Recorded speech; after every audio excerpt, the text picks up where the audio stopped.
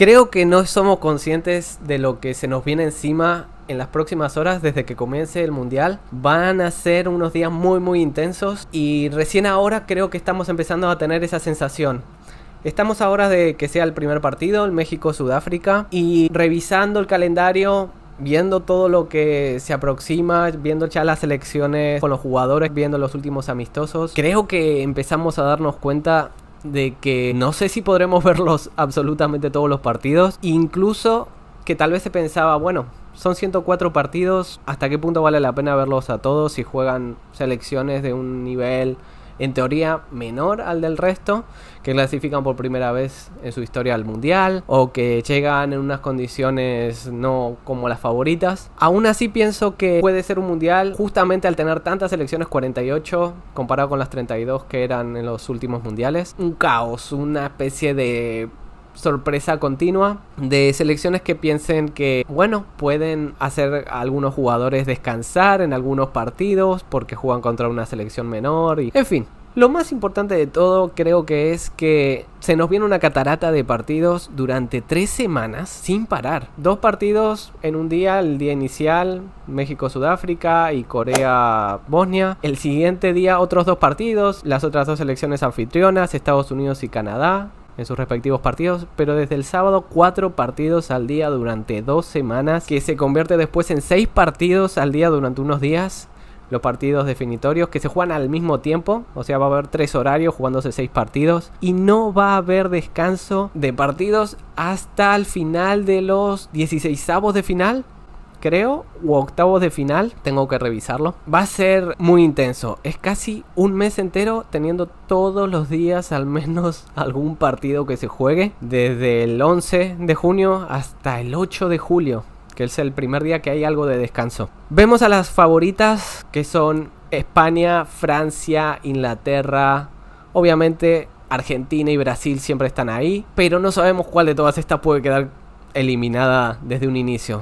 Entre tantas hipótesis que hay, entre tantas previsiones, se cree que España o Argentina podrían quedar eliminadas, o Uruguay en 16avos, porque Argentina, si queda primera de su grupo, juega contra la segunda del grupo donde están España y Uruguay. Pero puede cambiar todo el panorama solo con que Argentina no quede primera en su grupo y quede segunda, o resulte que alguna de Uruguay o España quede eliminada. Nunca se sabe. Como digo, va a ser un mundial que tiene unos significados especiales. Se vuelve a jugar en Estados Unidos en gran parte.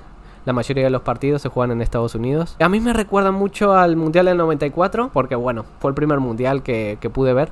Pero además, comparando los mundiales de aquella vez de Estados Unidos 94 y este mundial, hubo también muchas sorpresas con equipos que clasificaron en tercer lugar en sus grupos y llegaron bastante lejos. Quedaron en semifinales selecciones que hoy en día no aparecen tanto en el radar. Bueno, Suecia sí, que quedó eliminada con Brasil, pero Bulgaria no aparecía en el radar y quedó eliminada contra Italia. Puede ser un mundial de ese estilo también, puede ser un mundial del estilo de Corea-Japón 2002. El primer mundial con 2 países anfitriones, Japón y Corea. Ese mundial también fue una especie de caos. Ya sí había 32 selecciones, pero hubo muchas sorpresas. Argentina y Francia, favoritas en aquel mundial, quedaron eliminadas en el grupo. Puede ser algo de ese estilo, además sabiendo que son 8 partidos hasta llegar a la final. Por un lado se prevé que eso va a ayudar a las grandes selecciones a ir eliminando selecciones menores, pero podría ser todo lo contrario. Podría ser que algunas de estas selecciones en teoría menores den el batacazo, den la sorpresa, como hizo el mundial pasado Marruecos, que no se esperaba tanto de Marruecos y llegó hasta semifinales, siendo la primera selección africana que llega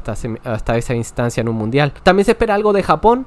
Se espera que haga algo de ese estilo, que sea la primera selección asiática que lleguen hasta incluso ganar el mundial. Tal vez no en este mundial, tal vez en otro, pero que en este pueda superar por fin la barrera de los octavos de final que tanto se le atraganta. Está difícil porque ahora hay una instancia previa que son 16avos, pero bueno, tal vez le puede ocurrir tanto a Japón como a México, otra anfitriona que no se prevé que haga un gran papel, pero podría ser que sí supere el grupo, que sí supere 16avos y al fin superen una eliminatoria después de, en el caso de México, desde el Mundial 86 que no lo hace, superar un partido definitivo. En aquel entonces era octavos de final. Y en el caso de Japón, bueno, superar el primero de su historia. Entonces creo que va a ser un gran mundial. Creo que vamos a tener un mundial demasiado intenso. Vamos a estar viendo muchos partidos y con mucha información de muchos resultados, de algunas sorpresas en el camino, de goleadas también que a mucha gente diga para qué llegaron determinadas selecciones al mundial, pero esas selecciones por fin tienen su oportunidad de jugarlo y llegaron clasificando y dejando otras selecciones afuera. Entonces pienso que en todo este caos nos vamos a divertir mucho. Obviamente nuestra selección, dependiendo del papel que haga, vamos a estar más involucrados en el mundial o menos, pero para los aficionados del fútbol neutrales creo que tenemos una gran oportunidad. Y volviendo al tema de los significados, que para mí es lo más importante, tenemos el último mundial de leyendas vivas como son Messi, Cristiano Ronaldo,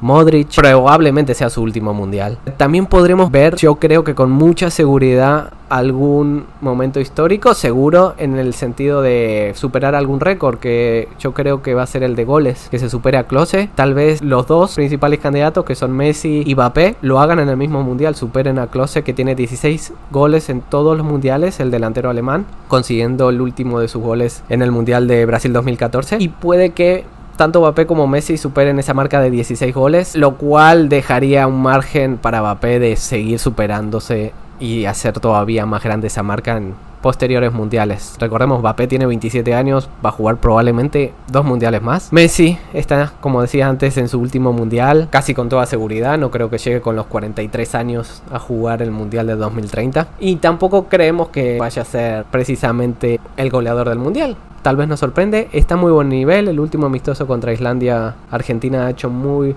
buen papel, tanto los suplentes como los titulares se los ha visto a un nivel, se los ha visto manteniendo consistencia en el juego, pese a algunos fallos que hubo, que algunos goles que pudo hacer Islandia, también producto de que no se juegan mucho en estos amistosos y juegan con una marcha menos para evitar lesiones, obviamente. Entonces, viendo el panorama general y haciendo recapitulación, puede ser un mundial donde cambien muchas de las narrativas según cómo se vayan desarrollando los resultados, cómo vayan avanzando las elecciones, quienes vayan anotando goles. Va a ser para muchos histórico ver el último mundial de Ronaldo, de Messi, de Modric. Yo creo que sí los vamos a recordar este mundial en gran parte por eso y por otras sorpresas que puedan ocurrir. Argentina va a intentar ese bicampeonato que nadie consigue desde Brasil, que lo consiguió en el 62. Francia va a intentar revalidar su título que consiguió en el mundial del 2018 y que consiguió en el 98, intentando ser otra selección más tricampeona del mundo. Y España va a intentar revalidar ese título. Para España juega a favor en cuanto a lo que serían los significados que hablábamos,